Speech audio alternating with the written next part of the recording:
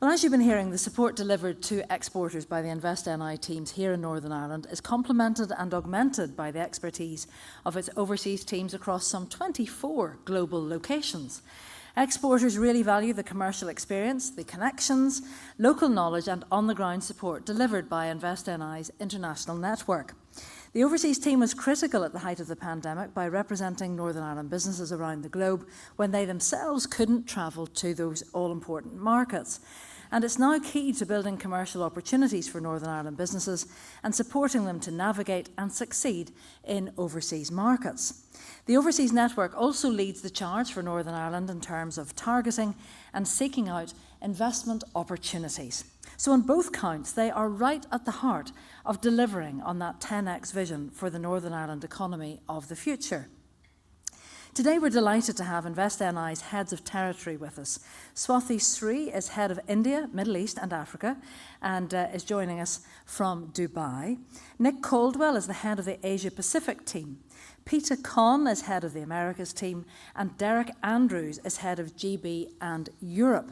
So to chair this particular discussion, please welcome back to the stage Steve Harper. And Steve is going to get their insights into what's going on right across the markets globally. So Steve, if you would like to come up and chair this panel. And I know two of the guests are online, two of the guests are present. So if we can get you on stage and hear what everybody has to say. Good luck.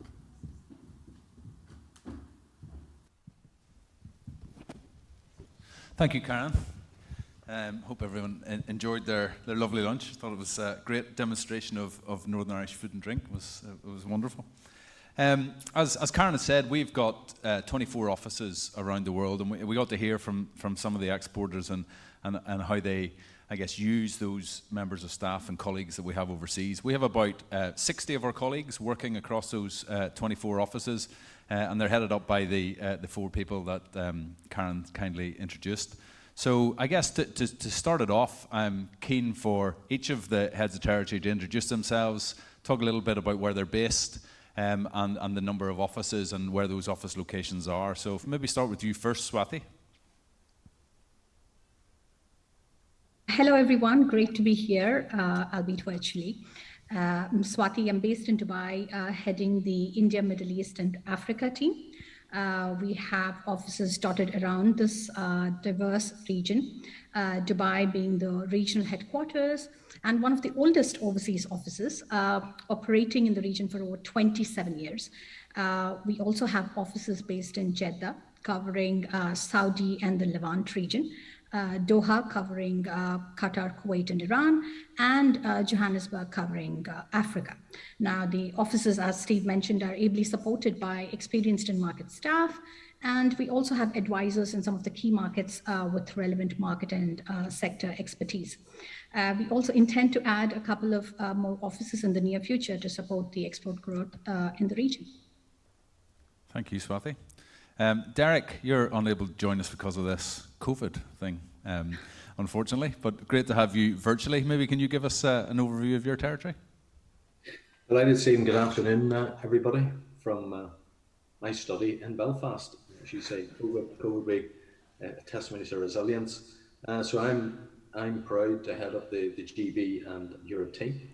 You'll find us in Manchester, in London, in Dublin, in Madrid, in Düsseldorf, and in Brussels. And we're there to support Northern Ireland companies who want to sell into those countries. And we're also there to identify potential inward investors to come into Northern Ireland. So we sell Northern Ireland, we sell Northern Ireland companies, and we've had a fairly good track record in doing that. Thank you, Derek. And then on the stage here, we have Peta. Do you want to give us an overview of where you're based? Sure, thanks, Steve. I head up the Americas team. Our HQ is in Boston. We have 7 offices throughout the Americas, and we call it the Americas because it does actually include South America, where we have an office in Santiago in Chile. We've got an office in Toronto in Canada, and then I've got 5 offices throughout the US. As I mentioned, our headquarters in Boston, we've got Chicago, New York, San Francisco, and we're currently recruiting for a new role for LA. Thank you very much. And Nick? Thanks, Steve. Firstly, sorry, just after 743 days in Singapore, it's great to be home. So I head up our operations in Asia Pacific. I'm based in Singapore. We've got 3 offices in China, in Beijing, Shanghai, and in the south of China in Guangzhou. We have an office in Hong Kong. We have an office covering Northeast Asia in Tokyo. We will soon to have an office in South Korea. And then ANZ we cover from Sydney, and obviously Southeast Asia we cover from Singapore. So in each of those offices, our staff are sectorally focused along the major lines of technology, advanced manufacturing and engineering, life and health sciences and education. Then there's about 14 countries in Asia, and we leverage trade advisory support providers, so we have coverage for all of the major economies in Asia. Thank you. Thanks, Nick. Swathi, I want to come to you first. So we've heard it just from Conn on the last panel session about, he was talking about Expo.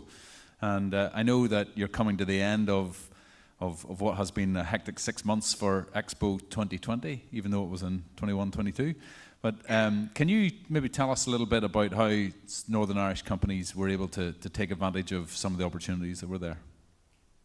Sure, it has been a long road to Expo, Steve. As you mentioned, Expo was originally scheduled to run for around 6 months from the 20th of October 2020.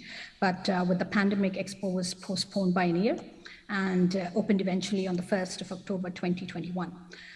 If I may, I would like to take a quick moment to provide some background about Expo itself. Expo is not a typical trade show. So for around 170 years, World Expos provided a platform to showcase the greatest innovations that have shaped the world that we live in today, whether it is television, computers, or even ice creams. So, and also this was the first time that Expo was hosted in this particular region. And to add to that, it was also the first time for Northern Ireland to take part at World Expo. We set out with a vision to maximize Northern Ireland's presence at Expo, and I believe we've achieved that.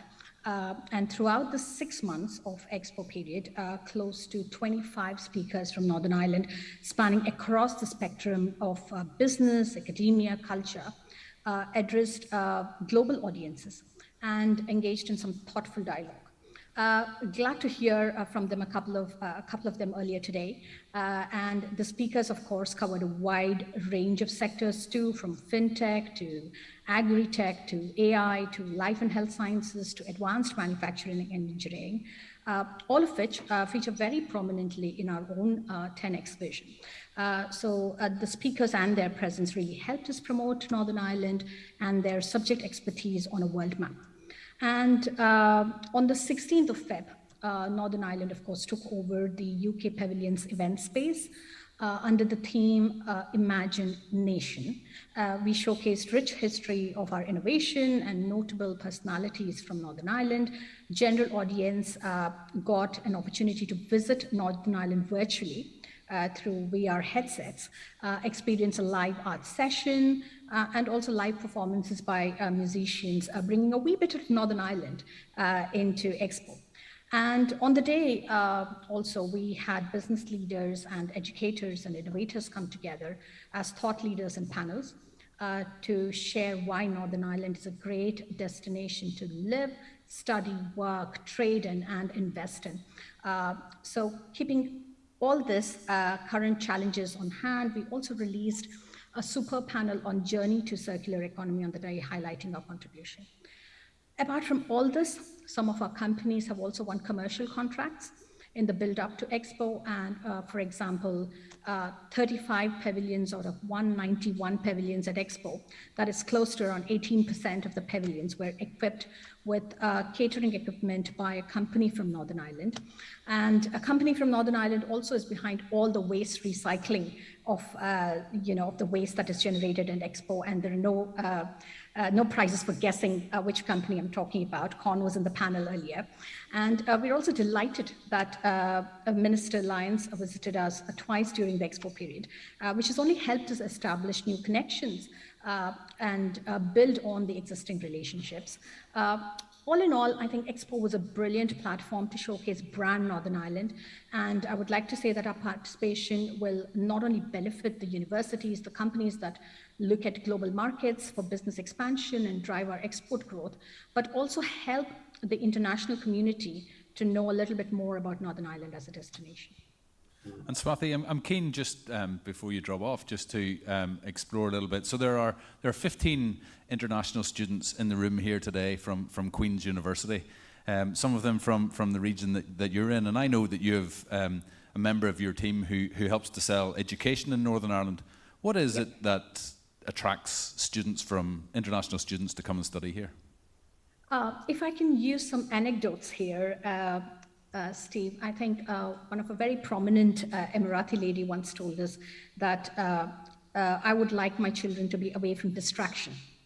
And by distraction, she meant, big cities like probably London and Manchester, where there is a big diaspora of students from this particular region studying. And also the crime rate is pretty low. Northern Ireland is a safe place to study. And obviously the quality of education, whether it's Queen's or Ulster, and the courses that they have to offer, I know courses in cybersecurity, for example, are really high on demand within the region. So yeah, I think a combination of the place, the people, and the education quality. Thank you. I've got to turn to you, Nick, if that's okay. You're based in Singapore, and your teams cover from Tokyo in the northeast to Sydney in the southeast of that. How does a Northern Irish company even begin to think about the complexities and the complications of getting into any one of those markets? Thanks, Steve. It's a very complex question, and Asia Pacific, no doubt, is a complex place. Many cultures, as I said earlier, 14 different countries, many languages, many types of legal structure and law, tariffs, etc. So how do we approach that? I think simply from the aspect of educating the Northern Ireland exporter to provide one-to-many education, also specific one-on-one education about specific markets that they're interested in, to go out to sectors within Northern Ireland or indeed clusters of companies within cross-sectorally in Northern Ireland to educate. That allows the companies to make a choice on which markets they're interested in. We've got people on the ground who are sectorally specific, understand their geography. Our staff in Asia Pacific primarily are from two places: the country that they're in or from Northern Ireland. So they're very passionate people about their own country and about Northern Ireland exporting, or the Northern Ireland people are very passionate about getting Northern Ireland companies to export. But they've been in the markets for a long, long time. We supplement our own on-the-ground knowledge with research, and then as part of that education phase, we're trying to reach out to companies who've exported to many markets already, the bigger style of companies. We're also trying to reach the smaller companies to inspire them so they can aspire to export in 3 to 5 years' time. So exporting is not a journey, it's not a decision. I think it was Conn said you just can't decide to go somewhere. I think he said 2013 he looked at me, he looked at Swathi's territory in Dubai. 2017 he made his first sale. 2020, 2021 they're now getting deep into it. It's a long journey. I think the important thing to remember though is that we have staff on the ground who are experts in their field, experts in their countries that they're in, and we're here to help. And so would you encourage them? So we have a team of very experienced international trade advisors here in Northern Ireland. So their first step is what, to contact those trade advisors? Absolutely. I think the first step is through the client manager and client executive. We've what we call the sort of triumvirate of the client manager, client executive having the first primary relationship in the domestic environment of Northern Ireland, and then the international trade advisor, have a wealth of knowledge. We talk to them all the time, we deal with them all the time. And between the ITAs, we call it, and our in-market team, you've got the full suite of people to advise you. So Invest Northern Ireland, provide a lot of financial incentives and interventions and non-financial interventions. What we kind of miss and we don't give ourselves enough credit for is that we've got the specific pearls of wisdom on the ground, and it's not just business cards. I've been in Asia for 25 years, I've worked globally. It's you take the tactics. The tactics came to Singapore with us, if Kerry's in the audience, 2020, as one of 10 cohort of companies that were cross-sectoral. So in that mission, we were educating those group of companies 9 months before they came. We were doing a lot of research specifically to find the people who influence buying decisions in banks. Given the global nature of the world today, you could find a buying decision in a bank in Tokyo, but the procurement's done in London. That's just the nature of the world. So we're educating about all of that. We're educating about the local market. Then we're bringing them to the market. And then we're arranging a whole bunch of meetings with potential customers and going to those meetings with them, hand-to-hand combat at times. But that allows the companies to get a feel for the market. From that, the tactics can make a decision to say that, well, we need to partner up. This is a big market. We're the newbie. We need to partner up with a bigger entity. And now, 1 year later, they've made their first sales into Southeast Asia through Singapore. So it's that type of strategy. There's no cookie cutter here, but there is certain methodologies that work, and we always arrive at a successful outcome. And I think, as Conn said earlier on, and sometimes a positive outcome is actually this market's not for me, and you save a lot of time. It's a great answer. Just by finding out it's not for you allows you to concentrate on somewhere else. Because guess what? Invest Northern Ireland have offices all around the world. China might not be for you. Singapore might not be for you. The Americas maybe. Dubai. It's export anywhere. Just get exporting. We're here to help. Well, you've just brought Peta into the conversation, so natural segue into that. Peta, you're based in Boston, and you cover the Americas. We talked about Nick's geographic being huge. The Americas is enormous. How does a Northern Irish company even start to think about that? Well, again, reiterating Nick's message, is speak to us first. We fully believe in a customizable solution, because what might work for one company may not work for another. The US is an enormous territory. You could regard it as 50 separate countries. So we want to have discussions about, okay, well, what is a good target market for you? And maybe start off at a bite size, get your feet wet, get into the market, and then we can help you expand while you're in there. Obviously, our region also covers Latin America. I was wanting to reiterate Conn's message before about sometimes those markets that may not be immediately obvious are the ones with great potential, because you don't have a whole bunch of other competitors going after those markets. And when we have people in market to support you in your growth journey to some of these less common markets, you could get some really good successes out of there. But to reiterate Nick, to reiterate our exporters, make sure you do the research, get the advice. We're here to help you with that, be it on a location to go to, on the channel to market. We are here to help. And obviously, you have a team that sells Northern Ireland. And we heard Keith from Aflac talk about Andrea in New York contacting him 6-7 years ago.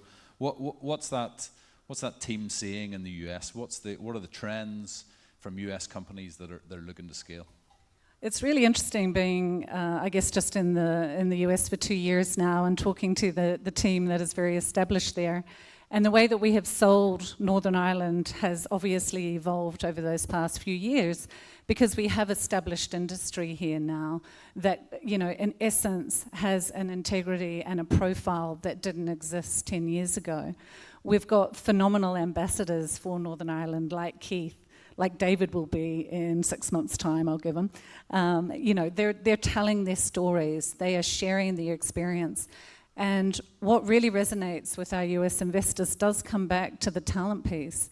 And it's really about, a project is given to a staff member in Northern Ireland. They will query if they're doing it the right way. They will add value. They will push back on the US company and bring a degree of value back to the business that people don't really understand until you've experienced it. So having people like Keith, the other US investors tell that story to other businesses is also generating that additional interest in us as a region. Thank you, Peter. If I could bring Derek back in. Derek, obviously, you don't need to go quite as far as the US in order to find markets to export to. So why are the markets of GB and the Republic of Ireland so important in that journey? Well, I think just to put a wee bit of context around that, between GB, Ireland, and the rest of the EU, we sell over 17 billion pounds worth of goods into those particular markets.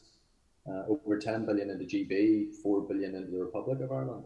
So those are markets that are close to home. I think for a lot of Northern Irish companies, they have to take account of risk, their capability, and their capacity to export. Again, we emphasize the export health check. Go to the website. It's a no-brainer for anybody who wants to have a quick check as to whether or not they've got the ability and desire to export. But closer to home, culturally close to us, cultural affinity, common language, common law, ease of travel. So it makes it easier for the exporter. And that's between, as I say, Ireland, Republic of Ireland, and GB. But if people want a taster of what it is like to do business in Europe, of course, we've been running a very successful Going Dutch program for many years. And a lot of companies have started their European experience on that particular program. They do it because it's safe, it's secure, it's very well managed, and it's extremely well supported by the European team. And I know that the Minister had the experience of going out to the Netherlands, to the Going Dutch program, and talk to companies that were there and find out what their experiences were. And I think he was extremely impressed, as were the companies, of what we can do for people in market. And I guess, Derek, just before we round off the session, I'm keen, obviously, you have a team that sells Northern Ireland right across Europe. What sort of trends are you seeing, post-COVID from potential investors? Are you finding that Northern Ireland's increasingly on their map? Definitely so. Look, there's no doubt that COVID has had a major impact on the strategic business decisions of companies right across the world. I know Peta's experienced this, Nick and Swathi. Now, in Northern Ireland, we've got that unique position of not only having experience of COVID, we've had the experience of coming out of Europe, and we've had a position where we have access to markets. So that has had a joint influence on the decision making of companies. We talk about resonation and what companies have experienced. I would have to say before we end, we always talk about exemplars of how Northern Ireland people, Northern Ireland companies, and inward investors have actually acknowledged how resilient we are and how we reinvent. I think we have to look at our own organisation, Steve, and give ourselves a pat on the back whenever we talk to international investors. I've no qualms in talking about how we moved 500 people from office-based to remote, how we reinvented a lot of our delivery programs from physical presences to digital. And companies, whenever they're talking to us, not only do they get that experience from international investors, but I think we have to give ourselves a pat on the back for that. Interest has not waned during the 2 years. In fact, we've seen more inquiries coming out of GB and Ireland than I've ever experienced in my 20 plus years of attracting foreign direct investment. And that's right across the gambit, from advanced manufacturing and engineering, factories of the future, to warehousing and distribution, and the service companies. So Northern Ireland is still very much open for business and continues to be so in spite of all the adversity. Hear, hear. Well said, Derek. Well, thank you very much for the panelists for joining us, and just for any companies in the room and again online or anybody based in Northern Ireland, please, as I said, we have 60 of our colleagues around the world, and please see them as an extension of your sales teams. They are there to help Northern Irish businesses go further and grow stronger. So thank you very much.